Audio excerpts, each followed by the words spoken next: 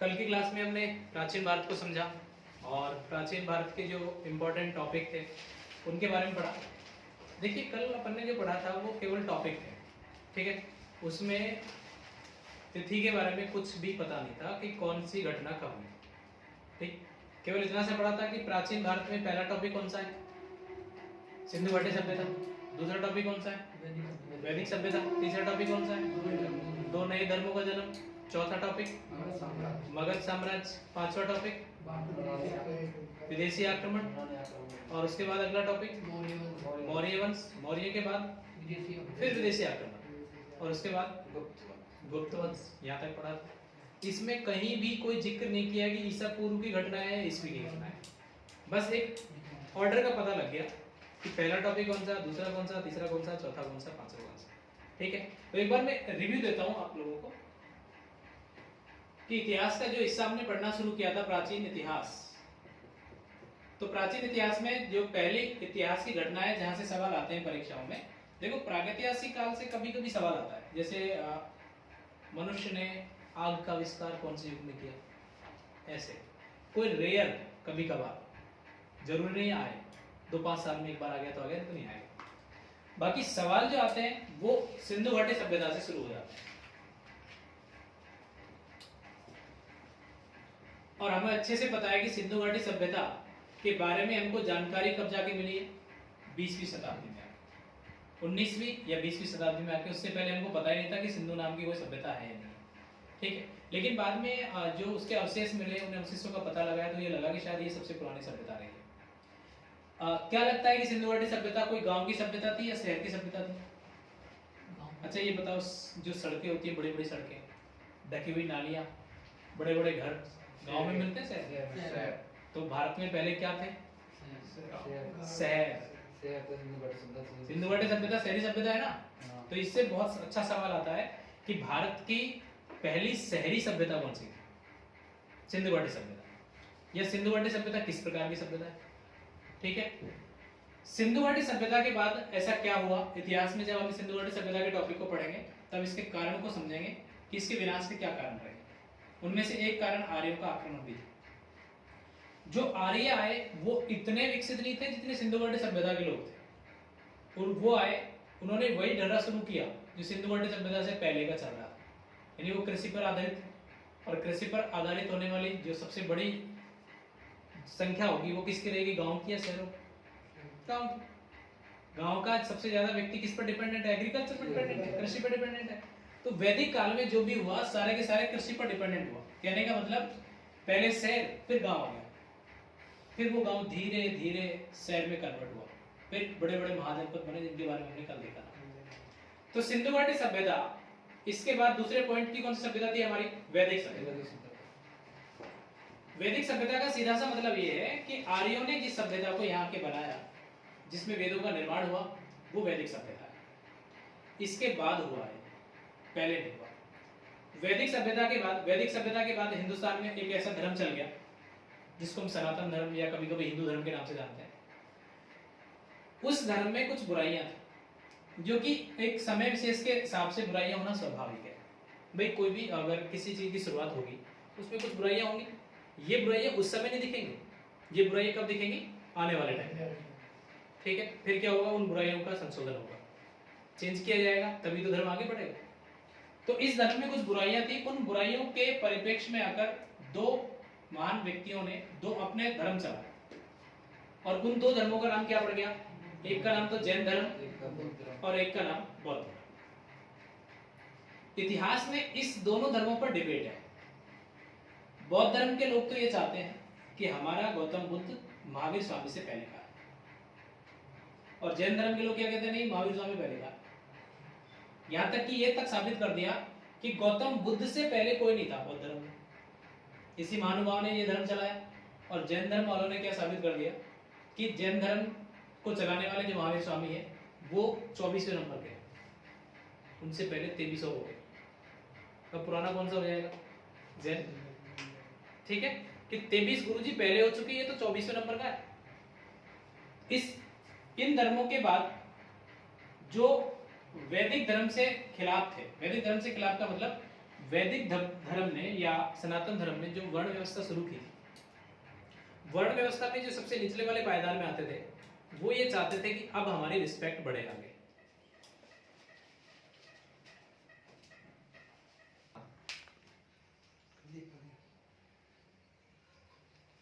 तो देखिए, सनातन धर्म में कुछ ऐसे वर्ण व्यवस्था के संकेत थे, उनके विरोध में आकर दो महान व्यक्तियों ने दो नए धर्म चलाए, जैन और बौद्ध। जैन और बौद्ध धर्म को जो सपोर्ट किया वो वर्ण व्यवस्था के निचले वाले पायदान के लोगों ने किया, जो ये चाह रहे थे कि जो सबसे ऊपर वर्ण व्यवस्था वाले हैं वो हमको सपोर्ट नहीं कर रहे, तो उन्होंने इनको ज्यादा सपोर्ट किया, तो ये दोनों धर्म ज्यादा फेमस हुए। दोनों धर्म ज्यादा फेमस हुए तो इनकी वजह से सोसाइटी में, वर्ण व्यवस्था में जो एक समाज, जो एक वर्ण था वो भी आगे बढ़ गया, और उस वर्ण के आगे बढ़ने से ज्यादातर जो विकास हुआ वो किसका हुआ? बिजनेस का। बिजनेस के विकास से छोटे शहर बनेंगे, फिर बड़े शहर बनेंगे और बड़े शहर बनेंगे, और ऐसे करते करते प्राचीन भारत के इतिहास में हमको कितने शहरों की जानकारी मिलती है? 16, और वो किस नाम से जाने गए? महाजनपद के नाम से। इन महाजनपदों में एक महाजनपद का नाम मगध भी था। समय विशेष को देखते हुए मगध पहले छोटा था, फिर धीरे धीरे पावरफुल बना। मगध के पावरफुल होने का एक मुख्य वजह क्या थी कि मगध जिस एरिया में था ना, वहां पर लोग लोहे से अच्छी तरह से परिचित हो गए थे, और लोहे से अच्छी तरीके से परिचित हुए तो लोहे के हथियार बनाने लग गए। अब हथियार पहले तो किस में काम आए? खेती करने के लिए, और खेती हुई जब लड़ाई करने लगे तो उन्हीं खेती वाले हथियारों को लड़ाई में यूज कर लिए गए।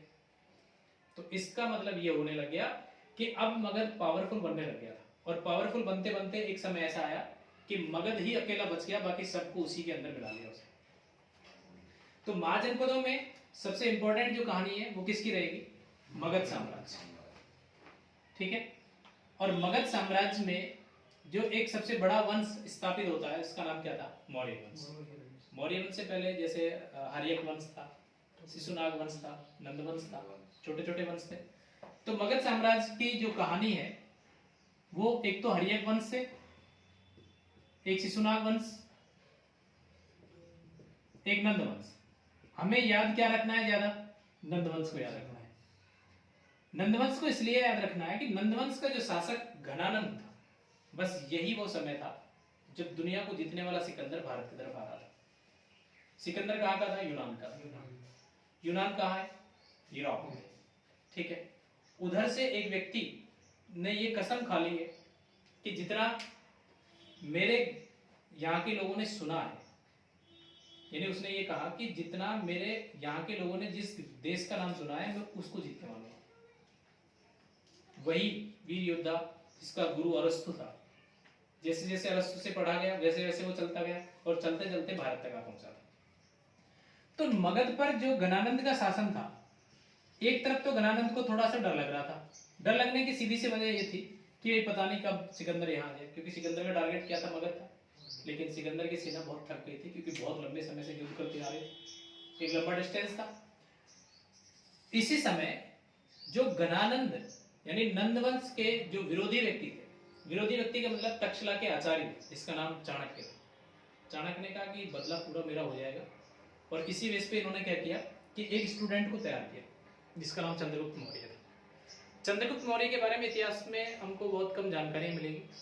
क्यों? इसकी वजह यही है कि कुछ लोग ये मानते हैं कि चंद्रगुप्त मौर्य कोई निम्न कुल का व्यक्ति था जो इस कॉलेज में पहुंच गया, टैलेंट ठीक था, और चंद्रगुप्त मौर्य ने चाणक्य ने अपने बदले को पूरा करने के लिए उस विद्यार्थी को इतना वेल ट्रेंड किया कि इसका बदला पूरा हो गया, और उसने अचानक से घनानंद के एरिया पे आक्रमण कर दिया, और फाइनली नंदवंश को खत्म किया, और मौर्य वंश में मगध पर एक नए वंश की शुरुआत की, जिस वंश का क्या नाम था? मौर्य वंश। बात स्पष्ट? तो मगध पे कई वंश आएंगे, उनमें सबसे बड़ा विस्तारित कौन सा वंश आएगा?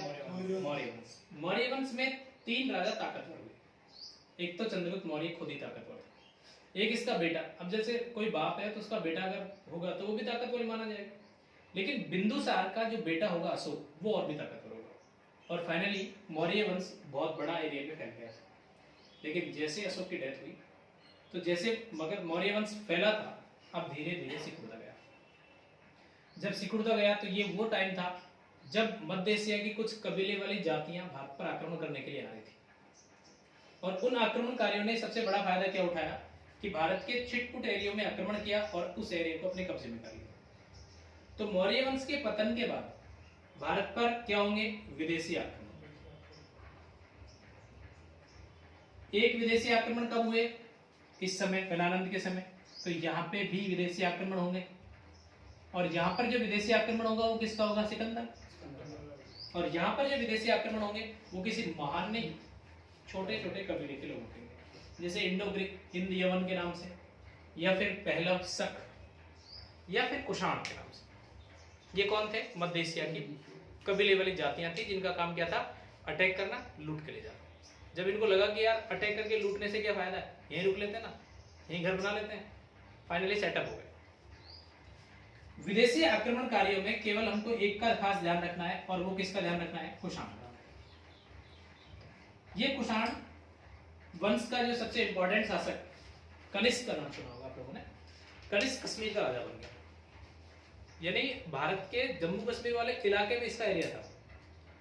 बाकी और आगे बढ़ेंगे तो दूसरा आ गया, अगले से में अगला था। तो यहां कुषाणों के जो सामंत थे उनका नाम था गुप्त। जब कनिष्क की डेथ हुई, अच्छा कनिष्क, ये कुषाण मतलब पहली शताब्दी। पहली शताब्दी कुछ याद आया? ईसा मसीह का जन्म, यानी यहां से ये पहली शताब्दी है, और यहां से आगे जो तिथि चलेंगे ना, पहली शताब्दी, दूसरी शताब्दी, तीसरी शताब्दी, ये शताब्दी में चलेंगे। यानी यहाँ के बाद की घटना किस में चलेगी? ईसवी में। और ये घटना कौन सी थी? ईसवी से पहले। तो इसको क्या कहेंगे? ईसा पूर्व की घटना। अब मुझे ये बताओ कि इन सब घटनाओं में ईसा पूर्व में पहले, सबसे पहले क्या हुआ होगा? सिंधु घाटी सभ्यता या मौर्य वंश? सिंधु घाटी सभ्यता। इसके बाद क्या आएगा? इसके बाद ये, इसके बाद ये, इसके बाद, यानी एक मोटा मोटा सा माइंडसेट तैयार हो गया कि अब जो ये घटना है प्रथम शताब्दी की, तो प्रथम शताब्दी के बाद पहली शताब्दी तो आएगी, पहली शताब्दी के बाद दूसरी, तीसरी, ऐसे बढ़ते रहेंगे आगे तक। ठीक है, हम पढ़ेंगे क्या? ऊपर से नीचे। तो क्या होगा? उल्टा चलेगा मामला, जिसमें जैसे गौतम बुद्ध का जन्म 483 ईसा पूर्व, सॉरी, महात्मा बुद्ध जो है, गौतम बुद्ध का जन्म 563 ईसा पूर्व, और इसकी मृत्यु 483 ईसा पूर्व। बात समझ में आ रही? जन्म कब हुआ? 563 में, और डेथ कब होगी? 483 में। आज के हिसाब से तो उल्टा हो गया कि पहले पैदा होना चाहिए उसके बाद मरना चाहिए, या उल्टा चल रहा है। उल्टा क्यों चल रहा है? क्योंकि ये घटनाएं इस कुषाण वंश से पहले ये आएगी, उसके बाद ये, ऐसे ऊपर तक चलती रहेगी। तो पहले उसका जन्म होगा, फिर घटना कम हो जाएगी, फिर घटना कम हो जाएगी, कम होते होते यहाँ पहली शताब्दी आ जाएगी। ठीक है, पहली शताब्दी के बाद जो कुषाण वंश ने यहाँ पे शासन स्थापित किया था, वो इन्होंने एक नई शुरुआत की। भाई जिस प्रकार से ईसा मसीह का जन्म हुआ तो कैलेंडर वहां बन गया, अब स्वाभाविक था कि हमारे यहाँ भी कुछ नया होना चाहिए। ये कौन थे? विदेशी आक्रमणकारी थे।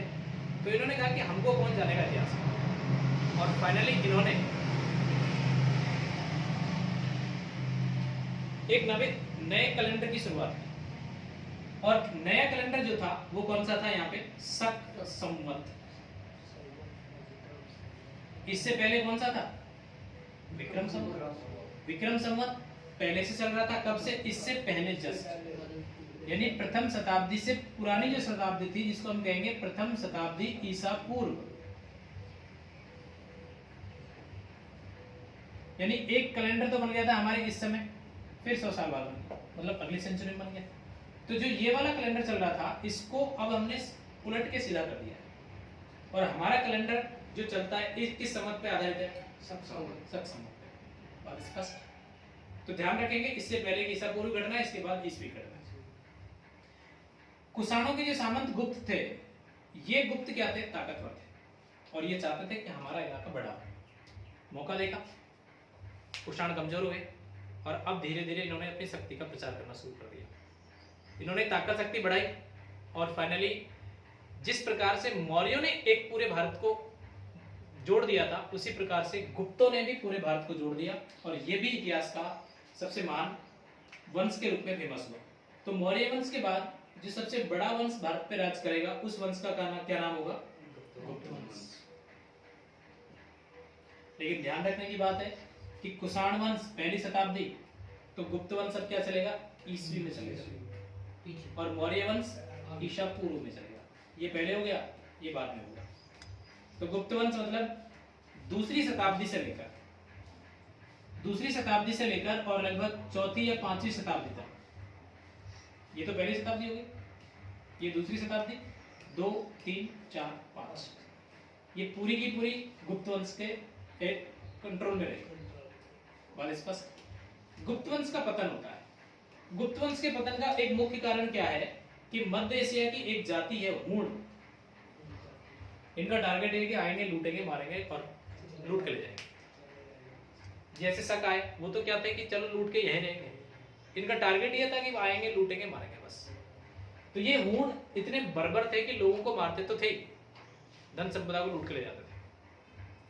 यही सबसे बड़ी वजह रही कि गुप्त वंश के जो शासक थे अंतिम दौर के, वो बार बार इनसे युद्ध करते रहे और एक टाइम ऐसा आया कि पूरी जो धन संपत्ति थी वो युद्धों में खत्म हो गई और अब गुप्त वंश का डिक्लाइन हो गया, गुप्त वंश का पतन शुरू हो गया। जैसे गुप्त वंश का पतन शुरू हुआ तो अब भारत फिर टूट गया, छोटे छोटे एरिया में अलग अलग टूट गया। उस समय इतिहास में एक सबसे जो महान वंश था जिसका नाम हम पढ़ेंगे वर्धन वंश। इसका जो एरिया है वो हरियाणा के आसपास था, हरियाणा के थानेश्वर के आसपास था। वर्धन वंश का एक शासक हुआ था जिसका नाम हुआ था हर्षवर्धन। नाम सुना होगा इतिहास में हर्षवर्धन। इतिहास में हर्षवर्धन इतना ताकतवर नहीं है, लेकिन उसकी फेमसी का एक मुख्य कारण क्या है कि चीन का एक यात्री भारत में आता है। आपने नाम सुना होगा हेनसांग फाइयान। अच्छा, हेनसांग एक तो है हेनसांग और दूसरा है फाइयान। क्या लगता है पहले कौन सा आया होगा? हेनसांग या फाइयान? पहले फाइयान आया। इसको याद करने का तरीका क्या है कि है और है में पहले क्या है? है आएगा ना पहले, है तो लास्ट में आएगा, तो फाइयान पहले आएगा। पहले कब आएगा? ये गुप्त वंश के समय। और गुप्त वंश के किस समय? जब चंद्रगुप्त विक्रमादित्य राज कर रहे थे। बात स्पष्ट, उस समय आएगा ये। और हेनसांग कब आएगा? वर्धन वंश हर्षवर्धन के साथ। बात स्पष्ट। इसलिए इतिहास में दो चीनी यात्रियों का खासा योगदान है। चीनी यात्री भारत में क्यों आए? यात्री क्यों आएंगे? उसकी एक ही वजह क्या थी कि जो हमारा बौद्ध धर्म था ना, ये बौद्ध धर्म इंडिया में तो खत्म हो गया। खत्म क्यों हुआ? कि गौतम बुद्ध के बाद कोई बचा तो था नहीं। और ये धर्म ने सबसे ज्यादा जो विरोध किया, किस धर्म का किया? सनातन धर्म। तो सनातन धर्म में तो टाइम टू टाइम बहुत सारे बुद्धिजीवी पैदा होते रहे।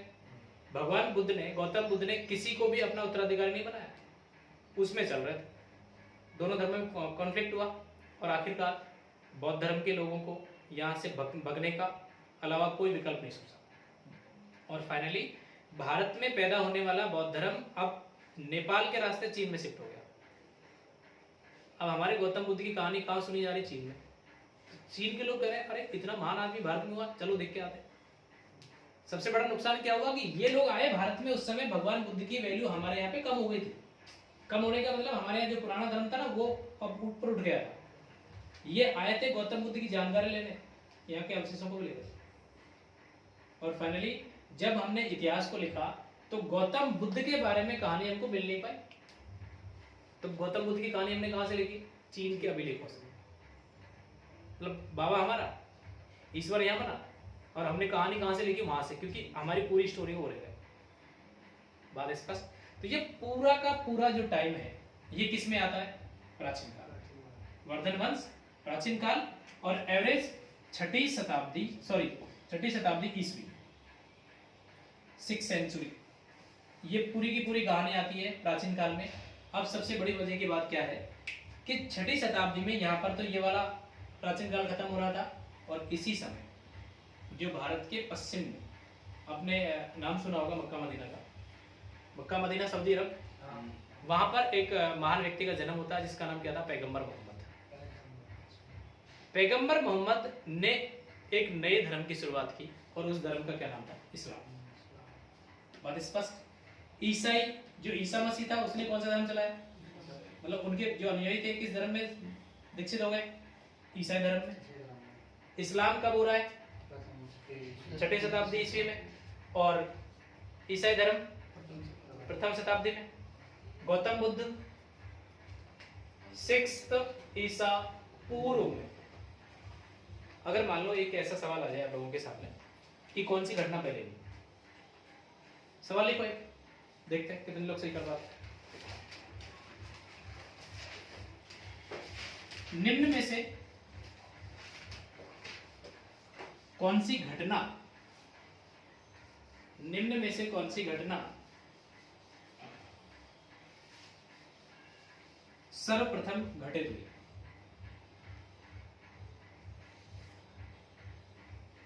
निम्न में से कौन सी घटना सर्वप्रथम घटित हुई?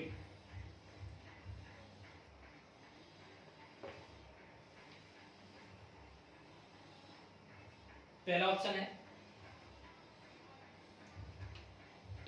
गौतम बुद्ध का निर्वाण। गौतम बुद्ध का निर्वाण।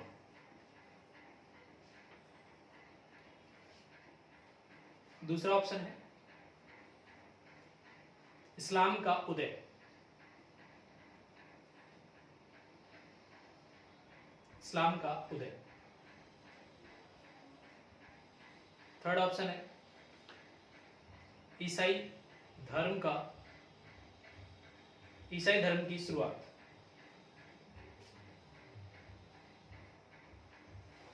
यहां देखो एक चीज मैं स्पष्ट कर दूं, ईसाई धर्म था ना, दरअसल ईसाई धर्म पुराने जो यहूदी धर्म चल रहा था ना उसी का अगला स्टैंड है और इस्लाम भी उसी का अगला स्टैंड है, तो यहां पर ऑप्शन के हिसाब से करेंगे। चौथा ऑप्शन लिखो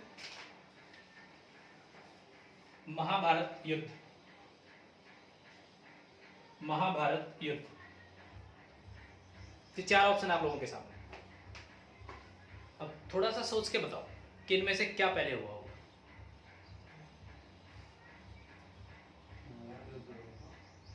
क्या लगता है? अच्छा जो 3 है, चलो महाभारत को थोड़ा साइड में छोड़ो, उन तीनों में से क्या है? गौतम बुद्ध का जन्म। लेकिन गौतम बुद्ध से पहले महाभारत युद्ध हो गया था। कब? वैदिक काल में। वैदिक काल चल रहा था, उसके उत्तर वैदिक काल में रामायण और महाभारत लिखे गए। पुराने महाकाव्य है ना, तो मतलब होंगे तभी तो लिखे जाएंगे। क्लियर? इसमें क्या आंसर आएगा? महाभारत युद्ध। बात स्पष्ट। अब ये सवाल क्या है, ये कहीं मिलेगा किसी बुक में? नहीं मिलेगा, ये आपके कॉमन सेंस से होगा। बात स्पष्ट। अब करते हैं हम मध्यकालीन भारत की शुरुआत। तो चलिए हेडिंग डालिए मध्यकालीन भारत।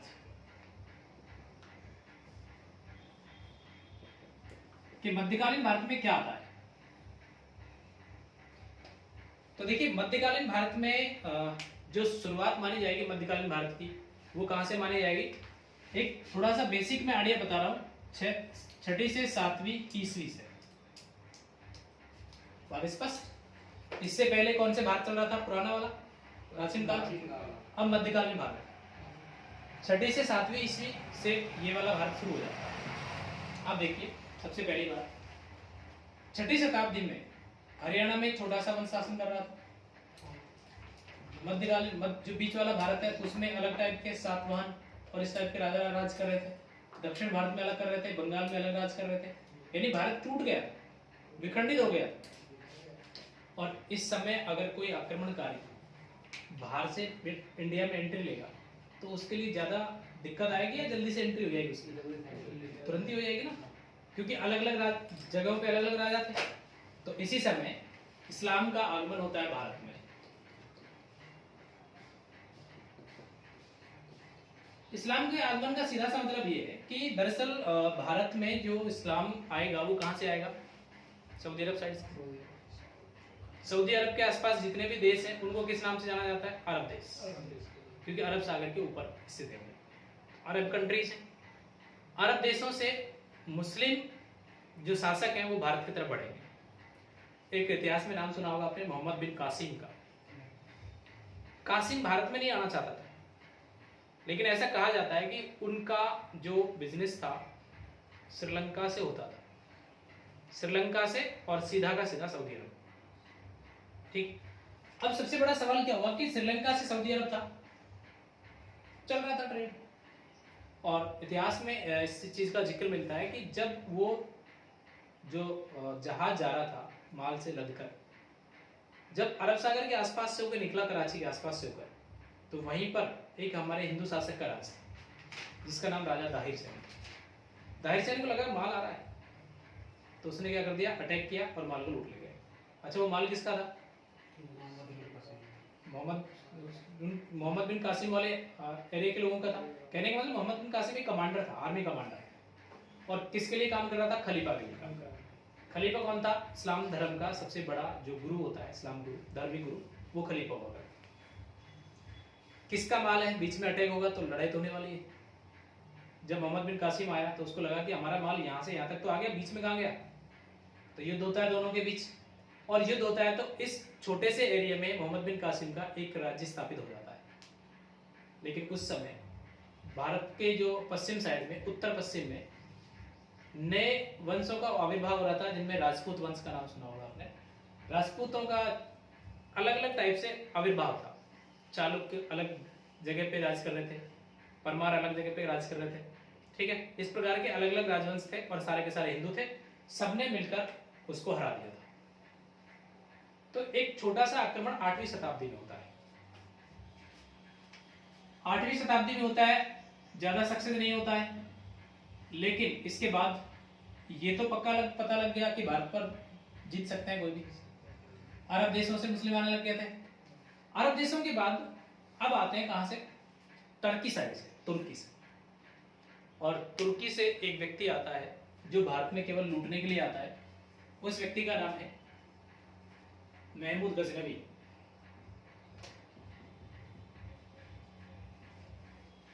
अंग्रेज इतिहासकार टी.एच. एलियट, जिन्होंने इनकी कहानी लिखी, वो ये बताते हैं कि महमूद गजनवी ने भारत को लूटने के लिए 17 बार आक्रमण किए थे।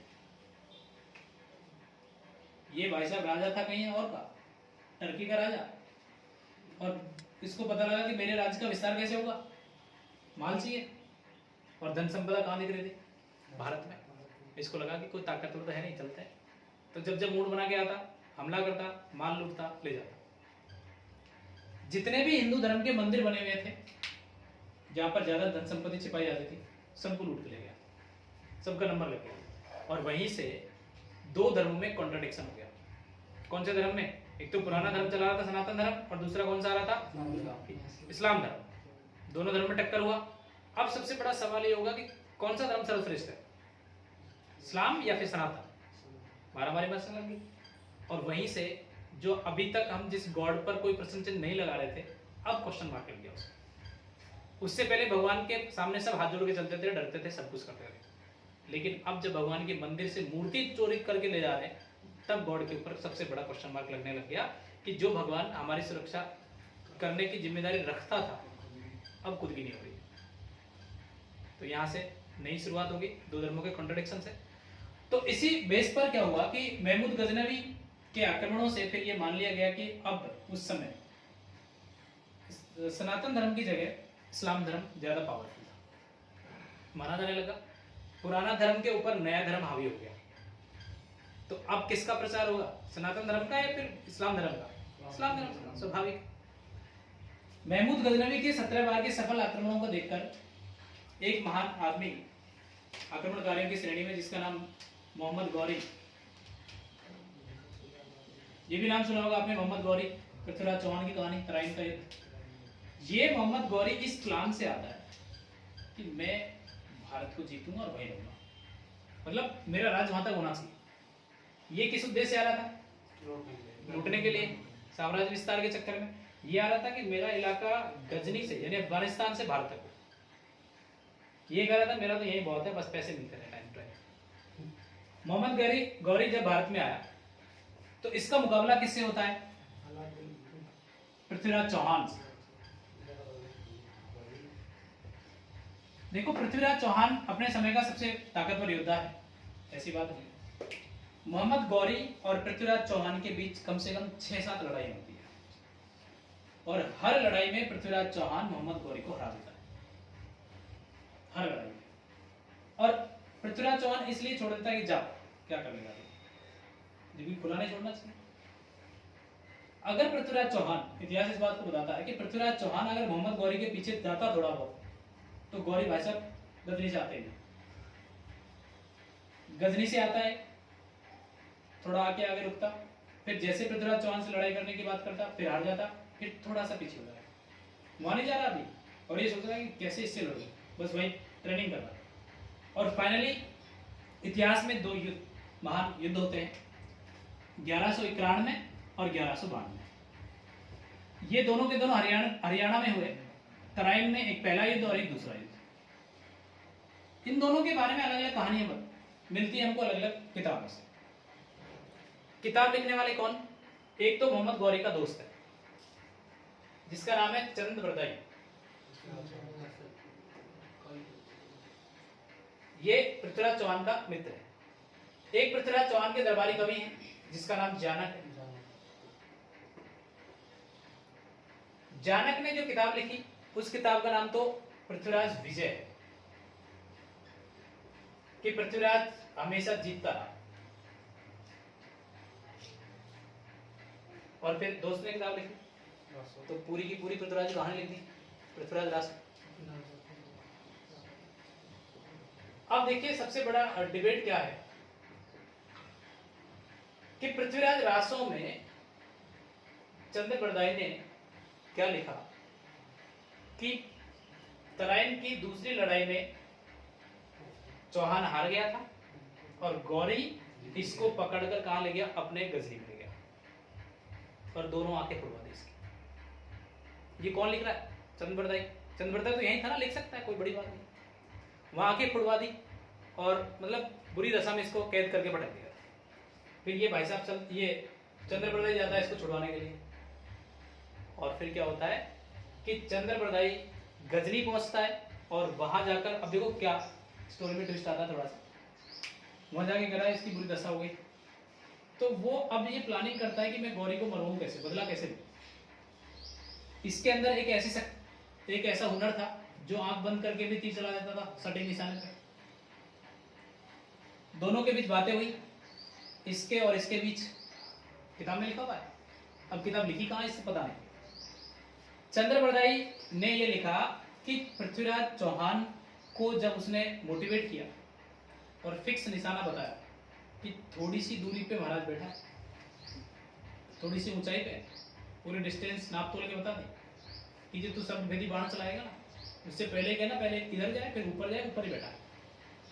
और फाइनली में पृथ्वीराज चौहान ने जो बाण चलाया अपने शब्दों के माध्यम से, वो बाण सीधा 7 तवों को भेदकर किसको लग गया? गौरी की डेथ किसने की? पृथ्वीराज चौहान। किसके प्रैक्टिकल की वजह से? ये तो बड़ा निशानेबाज है। अब आपको क्या लगता है कि गौरी के सेनापति छोड़ेंगे इसको? तो इसने कहा कि मरना तो वैसे भी है, पहले इसको मारा फिर खुद मर गया। ये कहानी पहले लिखी, बात समझ में आई? यानी स्टोरी हुई नहीं उससे पहले। अब इसको क्या पता, मान लो अगर वो प्रैक्टिकल कराने नहीं कहता तो कि नहीं मेरे को नहीं देखना इसका निशान चलाना, कॉन्ट्रडिक्शन तो है।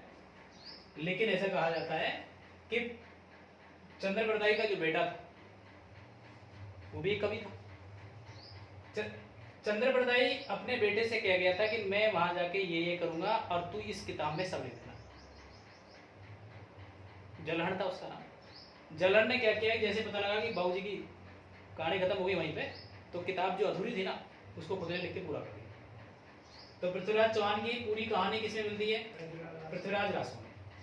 बात स्पष्ट। दूसरी तरफ भारत के इतिहास को पढ़ेंगे तो मोहम्मद गौरी के बारे में ये कहा जाता है कि मोहम्मद गौरी की डेथ किसके हाथों हुई? यानी गोखर जनजाति के हाथों। युद्ध कर रहा था, युद्ध में लड़ता हुआ मारा गया। मरने वाला एक आदमी है, मर रहा 2 जगह, एक तीर से मर रहा, दूसरी जगह कहां से मर रहा? युद्ध करते हुए। तो इतिहास में सबसे बड़ा कॉन्ट्रडिक्शन यही है। बात स्पष्ट। मोहम्मद गौरी की जब डेथ होती है तो मोहम्मद गौरी के कोई बेटा नहीं था। मोहम्मद गौरी क्या करता था, गुलामों पे सबसे ज्यादा भरोसा करता और जितने भी वहां के विश्वसनीय गुलाम थे सबको इसने परचेस कर रखा। उन गुलामों में एक गुलाम का नाम है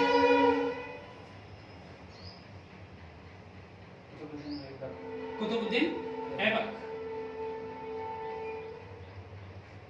गौरी का राज अफगानिस्तान से लेकर दिल्ली तक हो गया। फिर गौरी की डेथ हो गई तो कुतुबुद्दीन ऐबक अब गौरी का सेनापति बन गया और दिल्ली को अपने कब्जे में ले लिया। और यहीं से वो कहता है कि अपन तो दिल्ली में रहेंगे भाई, कहीं बाहर नहीं जाएंगे। और दिल्ली पर इस समय से, कुतुबुद्दीन ऐबक के समय से, किस धर्म की नींव पड़ जाती है? इस्लाम की। और इसी को हम किसके नाम से जानते हैं? दिल्ली सल्तनत के नाम से। तो मध्यकालीन भारत में जो वास्तविक शुरुआत होती है इस्लाम की, वो कब जाके होती है? 1192 में। और एवरेज लगभग 12वीं शताब्दी के एंड में गौरी की डेथ होती है और वहां से फिर ये राजा बनता है, यानी 13वीं शताब्दी से। 13वीं शताब्दी यानी 1206 ईस्वी के आसपास कुतुबुद्दीन ऐबक दिल्ली का राजा बनता है। और दिल्ली का राजा बनता है तो दिल्ली पर इस्लाम धर्म की नींव डालता है और यहीं से मध्यकालीन भारत की शुरुआत हो जाती है। 12वीं सदी मतलब 13वीं सदी, 1206 मतलब 13वीं सदी, और वो कौन सी थी? 6ठी 7वीं सदी। लगभग 500-600 साल का जो टाइम है ना, ये कौन सा टाइम है? ये टुकड़े वाला टाइम है। कौन कहाँ राज कर रहा है, कौन कहाँ आक्रमण कर रहा है, कौन क्या कर रहा है। पावरफुल कोई भी शासन नहीं है यहाँ पे, लेकिन पावरफुल शासन कहाँ स्थापित हो जाता है? 13वीं शताब्दी में। और स्पष्ट। तो देखिए मध्यकालीन भारत में जो घटनाएं आती उनमें एक घटना तो क्या आती है भारत में? इस्लाम का फिर आक्रमण। आक्रमण में याद रहेगा आपको, एक तो महमूद गजनवी का आक्रमण, एक मोहम्मद गौरी का आक्रमण। और मोहम्मद गौरी के बाद अब इस्लाम धर्म परमानेंटली कहाँ स्टेबलाइजमेंट हो जाता है? दिल्ली। और दिल्ली से इस्लाम धर्म की नई शुरुआत हो जाती है। बात स्पष्ट। तो देखिए मध्यकालीन भारत में कौन कौन से तिथियां आती हैं, कौन कौन से घटनाएं होती हैं, लिखिए उनके बारे में एक दो पॉइंट्स।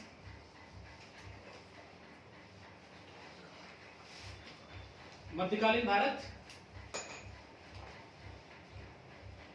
और मध्यकालीन भारत में सबसे पहला पॉइंट हो जाएगा आपका विदेशी आक्रमण। विदेशी आक्रमण ऑब्लिक इस्लाम का आक्रमण।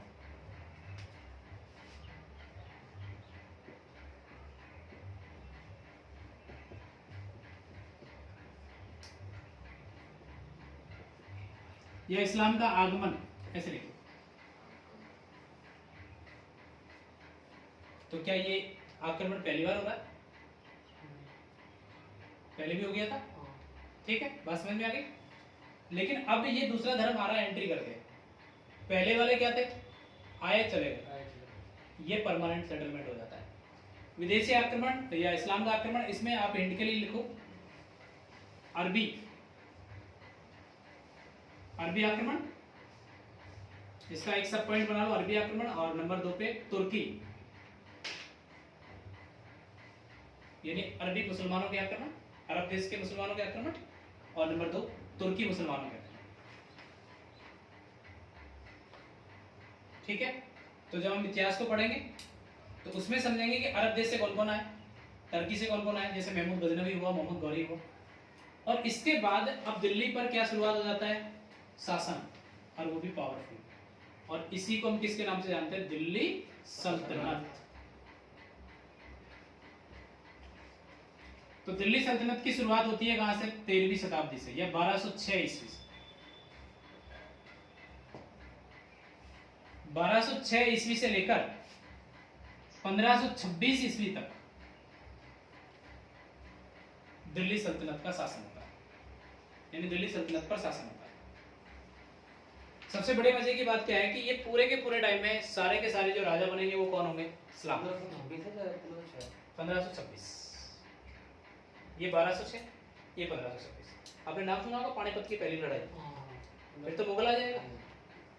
मुगल आएंगे तो फिर तो उनका तो मामला ही अलग रहेगा, पूरा का पूरा भारत को जीतेंगे वो तो दिल्ली का नहीं, वो पूरे भारत पे आक्रमण करने की सोचेंगे।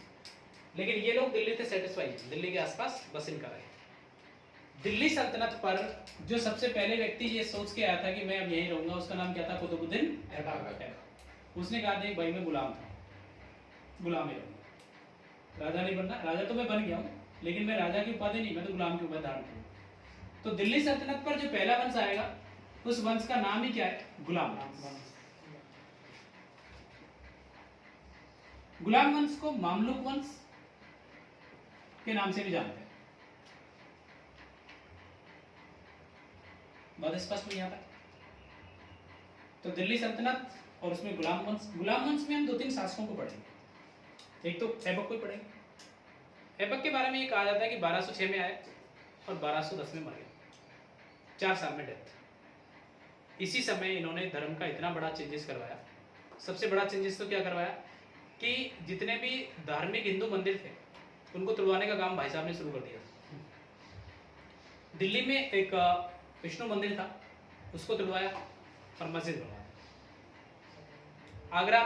अजमेर में एक संस्कृत स्कूल थी, संस्कृत पाठशाला थी, उसको तुड़वाया, 2.5 दिन का झोपड़ा बनवा दिया। झोपड़ा मतलब झोपड़ा नहीं है, वो मस्जिद है। अब समझने की बात ये 2.5 दिन में कैसे बन जाएगी मस्जिद? इतनी बड़ी स्कूल, 2.5 दिन का मतलब 60 घंटे। मोहम्मद गौरी जब ये यहाँ था ना हिंदुस्तान में, कुतुबुद्दीन ऐबक यहाँ था, तो मोहम्मद गौरी ने आदेश दिया था कि जहाँ जहाँ पर फेमस है ना हिंदुओं का मामला, उनको तोड़ इस्लाम की शुरुआत करो। उस समय जेसीबी तो थी नहीं कि 2 घंटे में तोड़ के साफ कर दें। तो ऐसा कहा जाता है, इतिहास में 2-3 जगह इसका जिक्र मिलता है कि कुतुबुद्दीन ऐबक ने 60 घंटे में उस पूरी स्कूल को तोड़ दिया। बहुत सारी सेना थी उसके पास, तोड़ दिया, और तोड़ने के बाद बस दीवार बना दी। वो दीवार किसकी थी? इस्लाम की। और उसके बाद उसको पूरा कर लिया। तो ऐसे कहा जाता है कि 2.5 दिन में काम शुरू हो गया। काम पूरा नहीं हुआ, शुरू हो गया, इसलिए उसको 2.5 दिन की झोपड़ा कहते हैं। झोपड़ा मतलब मस्जिद। और मस्जिद किस धर्म में होती? इस्लाम। एक तो कुतुबुद्दीन ऐबक। कुतुबुद्दीन ऐबक के कोई बेटा नहीं था, अयोग्य पुत्र था, ज्यादा खास पावरफुल नहीं था। तो इसका जो दामाद था इल्तुतमिश, वो भाई साहब राजा बन जाता है मौका देख। इल्तुतमिश क्या करता है कि अपने बेटे पर ज्यादा भरोसा नहीं करता, वो अपनी बेटी को राजा बना देता है। मध्यकालीन भारत में ऐसा एक ही बार हुआ था उस समय, जब कोई महिला राजगद्दी पर बैठी थी। उस महिला का नाम था रजिया सुल्तान। बात स्पष्ट। रजिया सुल्तान के बाद एक छोटा सा डॉन दिल्ली की तरफ देखता है कि दिल्ली मेरी होनी चाहिए, जिसका नाम बलबन है। वो इधर आ जाता है और दिल्ली का राज संभाल लेता है। बलबन के बाद छोटे शासक आते हैं, और उसके बाद फिरोज खिलजी तैयार बैठा है, 60-70 साल का बुजुर्ग। वो कहता है दिल्ली मेरी होनी चाहिए। देखो कितना अच्छा कॉन्फिडेंस है कि 60-70 साल का हो गया फिर भी कह रहा है राजा तो मैं बनूं दिल्ली का। जो मोटिवेशन तो उससे आना चाहिए। और 70 साल में वो क्या करता है? गुलाम वंश के आखिरी शासक को मारकर दिल्ली पर एक नए वंश की स्टार्ट करता है, और उसका नाम होता है खिलजी वंश। तो दिल्ली पर गुलाम वंश के बाद दूसरा वंश कौन सा आएगा? खिलजी वंश। तो देखिए खिलजी वंश में जो 70 साल के बुजुर्ग व्यक्ति हैं, बहुत बड़े महान व्यक्ति थे, वो उदार चरित्र वाला व्यक्ति था। लेकिन उसका एक भतीजा था जिसका नाम अलाउद्दीन था, भाई का लड़का। और भाई का लड़का था, बाद में फिर उसने अपनी बेटी की शादी करा दी, तो दामाद हो गया। अब दामाद पावरफुल था, ताकतवर था, यंग भी था, सारी अच्छी सी कूटनीति आती थी उसको लगा कि मैं कब तक ऑर्डर मानता रहूँगा।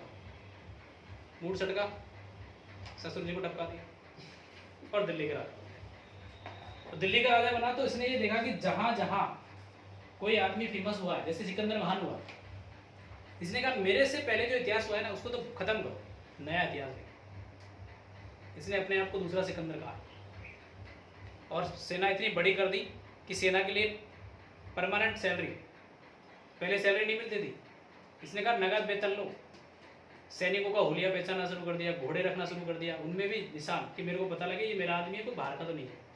तो अलाउद्दीन खिलजी बड़ा ही ताकतवर था, और उसने जहाँ जहाँ आक्रमण किए सब जगह वो जीता। आपने कहानी भी सुनी होगी चित्तौड़ की, रानी पद्मिनी और अलाउद्दीन की, वो इसी में आती, इसी दौर। इसके बाद इसका बेटा बनता है राजा मुबारक खिलजी। मुबारक खिलजी के बारे में तो एक जो इतिहासकार है जियाउद्दीन बर्नी, वो तो बड़ा अजीब कहता है उसके बारे में कि कोई राजा है क्या, कभी कभी मूड बनता है कपड़े पहन के नहीं आता, दरबार में आ जाता है। मतलब ऐसे ऐसे राजा हुए, उसकी बदौलत, उसकी वजह क्या थी कि उनके पिता राजा। खिलजी वंश का जब पतन हुआ तो दिल्ली पर एक नया वंश स्थापित होता है जिसका नाम था तुगलक वंश।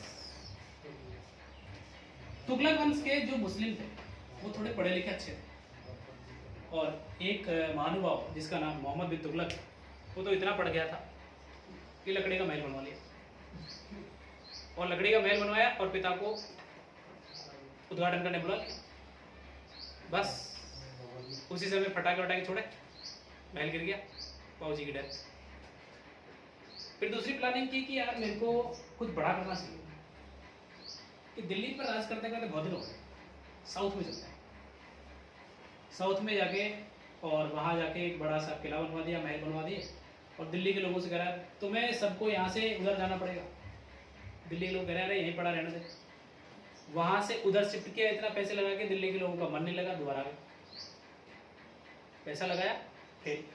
यानी कहने का मतलब ये था कि ये चाह रहा था कि जितना मेरा राज्य, जैसे खुरासान साम्राज्य, ओटोमन साम्राज्य था, ये कह रहा था इतना बड़ा मेरा राज्य होना चाहिए।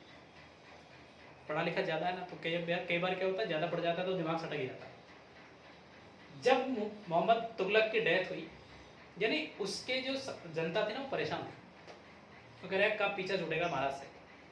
और जब उसकी डेथ हुई तो एक इतिहासकार ने उसके बारे में लिखा कि उसको जनता से मुक्ति मिली और जनता को उससे। यानी असफलताओं का बादशाह अगर किसी को कहा जाता है तो तुगलक वंश के शासक मोहम्मद तुगलक को कहा जाता है। तुगलक वंश में 2-3 शासक होते हैं, और उस समय फिर आक्रमण होता है।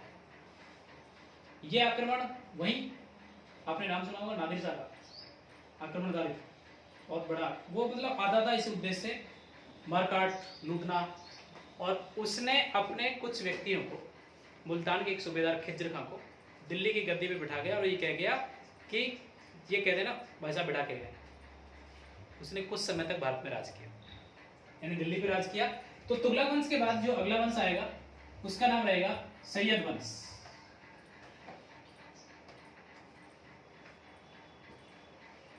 और सैयद वंश के बाद लोधी वंश। लोधी वंश में 1-2 शासक होंगे, और 1526 में फिर लड़ाई हो जाएगी इब्राहिम लोधी और बाबर के बीच। और इसी बीच फिर क्या होगा, बाबर भारत में आएगा, मुगल वंश की शुरुआत हो जाएगी। मुगल वंश क्या दिल्ली तक रहेगा और बढ़ेगा। बाबर कह रहा है जिधर मेरी नजर जाएगी उधर जाके सबको एरिया को जीतना है। बाबर लगातार 1526, अगले साल 1527, फिर 1528, फिर 1529, 4 साल बड़ी बड़ी लड़ाइयां करता है, और 1530 में डेथ करता है। 1526 में पानीपत की लड़ाई जिससे दिल्ली हो गया इसका। 1527 में खानवा का युद्ध, राणा सांगा वाला इलाका जीत गया। 1528 में एमपी चंदेरी के शासक मेदिन राय से युद्ध करता है। 1539 में बंगाल और बिहार की दोनों सेनाओं को हरा देता है। यानी इसका जो एरिया है वो इस प्रकार से यूं लंबा हो जाता है, इस प्रकार से बड़ा सा साम्राज्य। और 30 में डेथ। इसके 4 बेटे, बड़े का नाम हुमायूं। बाबर ये कह के जाता है कि भाई देख हुमायूं, तेरे अकेले से काम नहीं चलने वाला, बड़ा इलाका है, बांट देना भाइयों में। हुमायूं ने कहा, बाबूजी ने कहा सही कहा होगा। चारों भाइयों में अलग अलग साम्राज्य बांट दिया, जो कि इसकी सबसे बड़ी भूल रही हुमायूं की, क्योंकि जब शेर खान इसके पीछे पड़ गया तो किसी भी भाई ने मदद नहीं किया। तो दिल्ली की गद्दी पे कम, जंगलों में ज्यादा भटका, पर दिल्ली का राजा बनने के चूका नहीं। बुढ़ापे में फिर आक्रमण किया, दिल्ली का राजा बन गया। 2 बार राजा बना है हुमायूं। यानी इस दिल्ली सल्तनत का अब पतन हो जाता है, दिल्ली सल्तनत खत्म हो जाती है, और एक बड़े विस्तार में जो शासन चलता है वो किसका चलता है, मुगल वंश। तो मध्यकालीन भारत में दूसरे पॉइंट के बाद जो तीसरा पॉइंट आता है वो किसका आता है, मुगल वंश।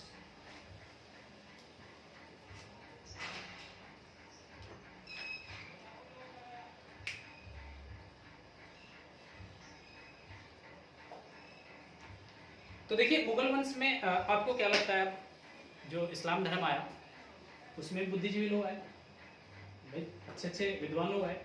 हमारे धर्म को चलाने वाले कौन, पहले तो पुराने लोग पड़ गए थे, लेकिन अब नए बुद्धिजीवी पैदा हो गए भारत में। आपने नाम सुना होगा कबीरदास, सूरदास, तुलसीदास।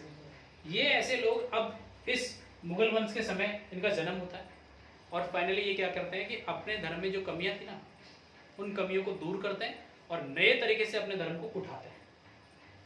तो इसी समय भारत में एक धर्म को लेकर बड़ा सा कॉन्ट्रडिक्शन स्टार्ट होता है और एक नया आंदोलन चलता है जिसको कहते हैं भक्ति आंदोलन।